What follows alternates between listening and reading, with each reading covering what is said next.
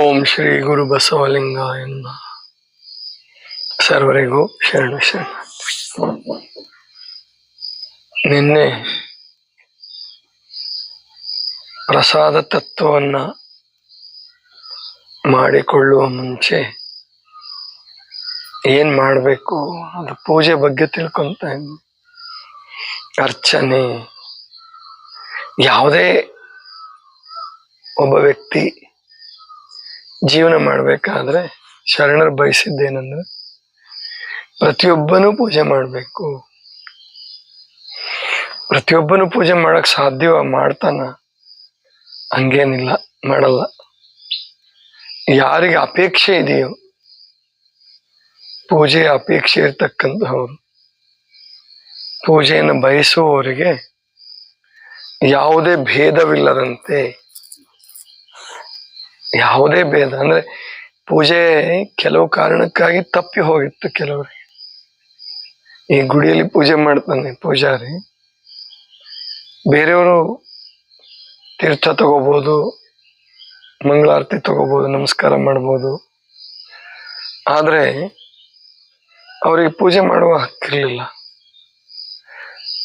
ಬಯಸದೆ ಇದ್ದು ಅವ್ರು ಹಂಗೆ ಬದುಕಿದ್ರ ಆ ಮಾತು ಬೇರೆ. ಆದ್ರೆ ಬಯಸ್ತಿದ್ರು ಕೆಲವರು. ನಾವು ಪೂಜೆ ಮಾಡಿದ್ರೆ ಹೇಗೆ, ನಾವ್ಯಾಕೆ ಪೂಜೆ ಮಾಡಬಾರ್ದು ಅನ್ನೋ ಬಯಕೆ ಇರ್ತಿತ್ತು. ಅಂಥವ್ರಿಗೂ ಸಿಗ್ತಿರ್ಲಿಲ್ಲ, ಬಯಕೆ ಇದ್ದವ್ರಿಗೂ ಸಿಗ್ತಿರ್ಲಿಲ್ಲ. ಈ ಕಾರಣಕ್ಕೆ ಬಸವಣ್ಣನವರು ಒಂದು ಹೊಸ ಪದ್ಧತಿಯನ್ನೇ ಪ್ರಾರಂಭ ಮಾಡಿದರು. ಅದೇ ಇಷ್ಟಲಿಂಗವನ್ನ ಯಾರ್ಯಾರು ಬಯಸ್ತಾರೋ ಅವರೆಲ್ಲರ ಕರಸ್ಥಲಕ್ಕೆ ಕೊಡತಕ್ಕಂಥದ್ದು. ಕರಸ್ಥಲದ ಜ್ಯೋತಿ ಇದು ಅಂತ ಹೇಳಿದರು.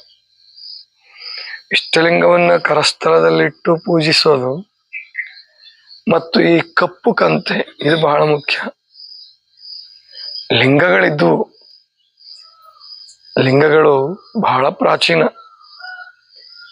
ಶಿವಲಿಂಗಗಳು, ಸ್ಥಾವರ ಲಿಂಗಗಳು, ಇನ್ನು ಚರಲಿಂಗ ಅಂತ ಬೇರೆ ಮಾಡಿದ್ರು. ಅಂದ್ರೆ ಗುಡಿಯ ಲಿಂಗವನ್ನೇ ಸಣ್ಣದಾಗಿ ಮಾಡಿ ಬುಟ್ಟಿಗಳಲ್ಲಿ ಅಥವಾ ಚೀಲಗಳಲ್ಲಿ ಇಟ್ಕೊಂಡು ಅಥವಾ ಎತ್ತಿನ ಮೇಲೆ ಇಟ್ಕೊಂಡು ಬರ್ತಿದ್ರಂತ ಅವಾಗೆಲ್ಲ.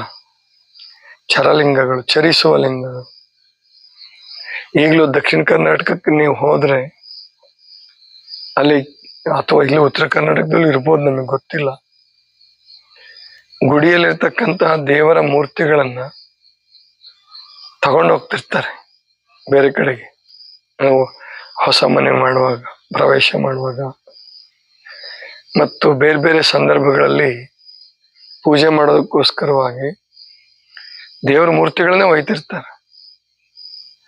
ದೇವರನ್ನ ಕಳಸರಿ, ಈ ತರ ಮಡಿ ಮೈಲ್ಗೆ ಎಲ್ಲ ಹೇಳಿ ಅಲ್ಲಿ ಹೊರಗಿನ ಮಡಿ ಮೈಲ್ಗೆ ಏನ್ ಪಾಲಿಸ್ತಾರೆ ಹೊರತು ಆ ದೇವ್ರು ತಗೊಂಡೋಗೋನೆ ಎಷ್ಟೋ ಸರ ಕುಡ್ದಿರ್ತಾನೆ, ಅದನ್ನ ಯಾರು ಕೇಳಲ್ಲ.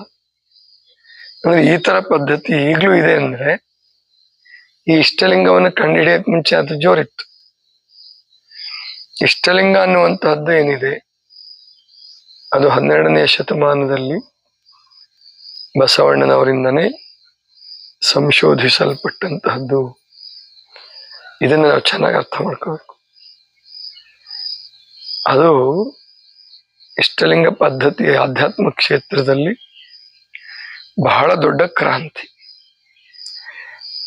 ಆಧ್ಯಾತ್ಮ ಕ್ಷೇತ್ರದಲ್ಲಿ ಮತ್ತು ಧ್ಯಾನ ಪೂಜೆ ಮಾಡಬೇಕು ಅಂತ ಯಾರು ಬಯಸ್ತಾರೋ, ಯೋಗ, ವಿಶೇಷವಾಗಿ ದೃಷ್ಟಿ ಯೋಗ, ತ್ರಾಟಕ ಯೋಗ ಯಾರು ಮಾಡಬೇಕು ಅಂತ ಬಯಸ್ತಾರೋ ಅವ್ರಿಗೆ ತುಂಬಾ ಹೊಸದಿದು. ಅದನ್ನ ಶರಣರು ಬೇರೆ ಬೇರೆ ಸಂದರ್ಭಗಳಲ್ಲಿ ಹೇಳಿದ್ದಾರೆ, ಬೇರೆ ಬೇರೆ ಸಂದರ್ಭದಲ್ಲಿ ಹೇಳಿದ್ದಾರೆ ಅದನ್ನ. ಹಾಗೆ ಕೊಟ್ಟು ಯಾವ ಭೇದವೂ ಇಲ್ಲದೆ, ಅಂದ್ರೆ ಈ ದೇವಸ್ಥಾನವನ್ನ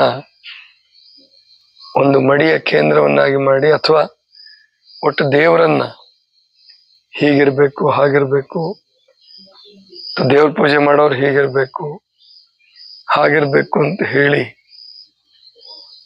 ದೂರ ಮಾಡ್ಕೊಂಡಿದ್ರು, ಅವ್ರವ್ರಿಗೆ ದೂರ ಮಾಡಿದ್ರು. ಈಗಲೂ ಕೆಲವರು ಬೆಳಗ್ಗೆ ನಮಸ್ಕಾರ ಮಾಡ್ಬೇಕಾದ್ರೆ ಸ್ನಾನ ಮಾಡದೆ ಹೋದ್ರೆ ಪರಸ್ಪರರಿಗೂ ನಮಸ್ಕಾರ ವಿನಿಮಯ ಮಾಡೋದಿಲ್ಲ, ಮುಟ್ಟಲ್ಲ. ನಾನು ಚಿಕ್ಕವನಿದ್ದಾಗ ನೋಡಿದ್ದೆ ಒಬ್ಬರನ್ನ ಅತಿಥಿಗಳಾಗಿ ಒಪ್ಸಕ್ ಹೋಗಿದ್ವಿ. ಬ್ರಾಹ್ಮಣರವರು, ವರದರಾಜ್ ಅಂತ ಹೇಳಿ, ಅವಾಗ ಅಲ್ಲಿ ಹಾಸನ 30 ವರ್ಷದ ಹಿಂದೆ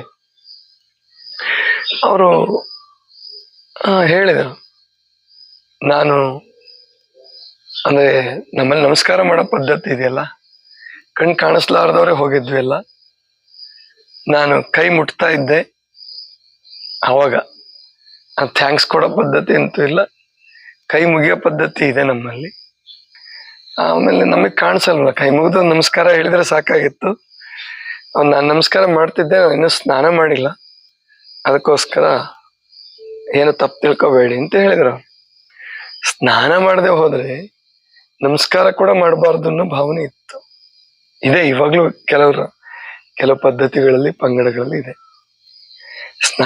ಪೂಜೆ ಮಾಡ್ಬೇಕಾದ್ರೆ, ನಮಸ್ಕಾರ ಮಾಡ್ಬೇಕಾದ್ರೆ ದೇವ್ರಿಗಿರ್ಲಿ ಬೇರೆಯವ್ರಿಗೂ ಕೂಡ ಆ ಪದ್ಧತಿ ಇರ್ಲಿಲ್ಲ, ಇದೆ ಕೆಲವು ಕಡೆ ಇಲ್ಲ.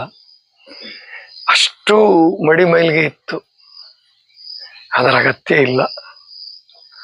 ಶರಣರ ಆ ವಿಷಯದಲ್ಲಿ ತುಂಬಾ, ಅವತ್ತು 12ನೇ ಶತಮಾನದಲ್ಲಿ ಅಷ್ಟು ಮುಂದಕ್ಕೆ ಆಲೋಚನೆ ಮಾಡಿದ್ದಾರೆ ಅಂದ್ರೆ, ಮತ್ತು ಪಾಪದ ಪರಿಕಲ್ಪನೆ ಏನಿತ್ತಲ್ಲ ಅದನ್ನು ಬದಲಾಯಿಸೋರು. ಪಂಚಪಾತಕಗಳು ಅಂತ ಹೇಳಿ ಬರೀ ಏನು ಗೋಹತ್ಯ, ಶಿಶು ಹತ್ಯ, ಸ್ತ್ರೀ ಹತ್ಯ, ಬ್ರಹ್ಮಹತ್ಯ ಇವೆಲ್ಲ ಪಾಪ ಅಂತ ಹೇಳ್ತಿದ್ರು. ಆದ್ರೆ ಸತಿ ಸಹಗಮನದಲ್ಲಿ ಗಂಡ ಸತ್ತಾಗ ಒಂದ್ ವೇಳೆ ಸ್ತ್ರೀಗೆ ಸಾಯಕ್ಕೆ ಇಷ್ಟ ಇಲ್ದಿದ್ರು ಕೂಡ ಕೆಲವು ಜನಾಂಗಗಳಲ್ಲಿ ಒತ್ತಾಯಪೂರ್ವಕವಾಗಿ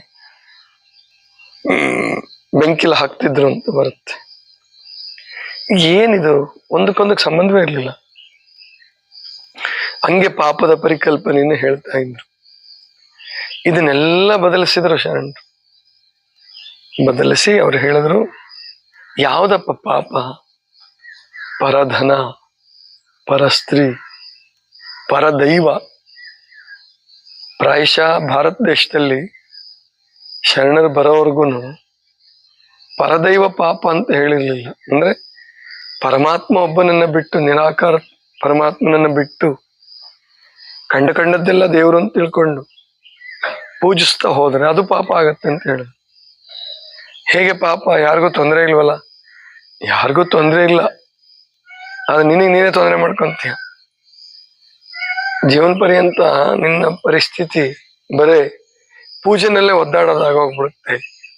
ನಿನ್ನ ಶಕ್ತಿ, ಸಮಯ, ಹಣ ಎಲ್ಲ ವ್ಯರ್ಥ ಆಗತ್ತೆ. ಅದು ಕೂಡ ಪಾಪನೇ.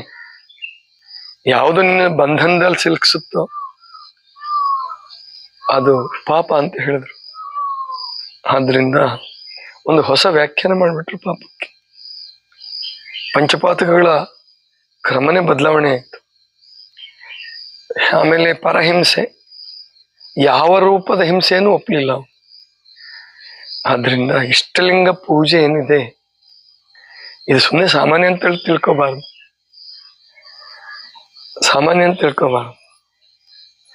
ಮತ್ತೀಗ ನಿದ್ರೆ ಮಾಡಬೇಕಾದ್ರೆ ಇಷ್ಟಲಿಂಗವನ್ನ ನಾವು ಕೊರಳಲ್ಲೇ ಕಟ್ಕೊಳ್ತೀವಿ. ಕಟ್ಕೋಬೇಕು ಅಂದ್ರು ಶರಣರು.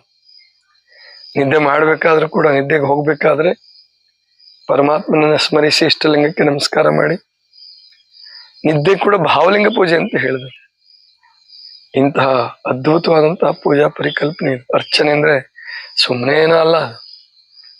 ಮುಂದೆ ಜನರಿಗೆ ಅರ್ಥ ಆಗ್ಲಿಲ್ಲ, ಅದ್ರ ಬಗ್ಗೆ ತಪ್ಪು ಕಲ್ಪನೆಗಳು ಬಂದು.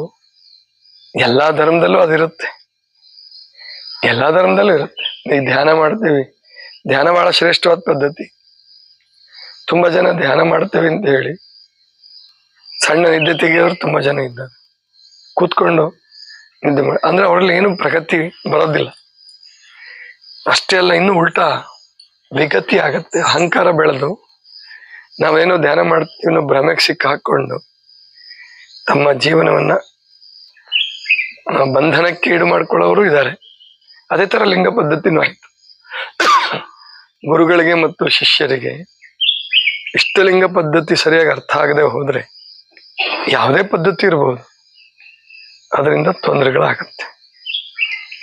ಆದ್ರಿಂದ ಇಷ್ಟಲಿಂಗವನ್ನು ಧರಿಸೋದು, ಇಷ್ಟಲಿಂಗವನ್ನು ಪೂಜಿಸೋದು, ಬರೀ ಧರಿಸೋದು ಮುಖ್ಯ ಅಲ್ಲ, ಧರಿಸೋದು ಶ್ರೇಷ್ಠ ಅಂತ ಹೇಳಿದ್ರು.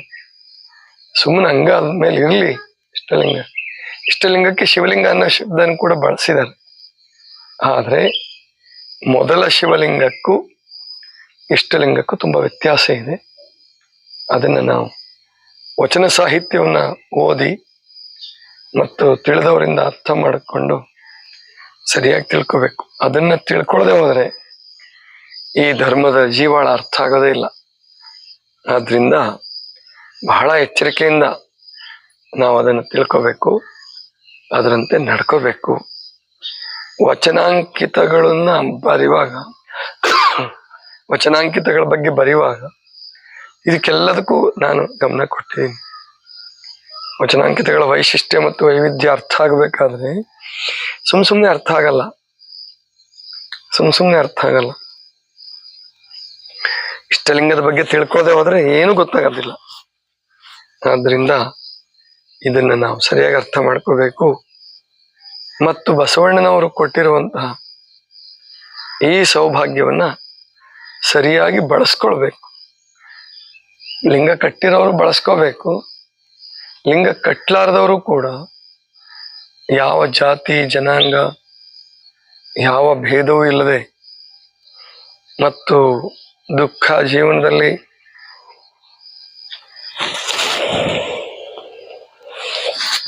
ನೋವು ನಿರಾಶೆಯನ್ನ ಅನುಭವಿಸಬಾರ್ದು ಅಂತಿದ್ರೆ ಇಷ್ಟಲಿಂಗದ ಪರಿಕಲ್ಪನೆಯನ್ನ ಸರಿಯಾಗಿ ಅರ್ಥ ಮಾಡ್ಕೋಬೇಕು.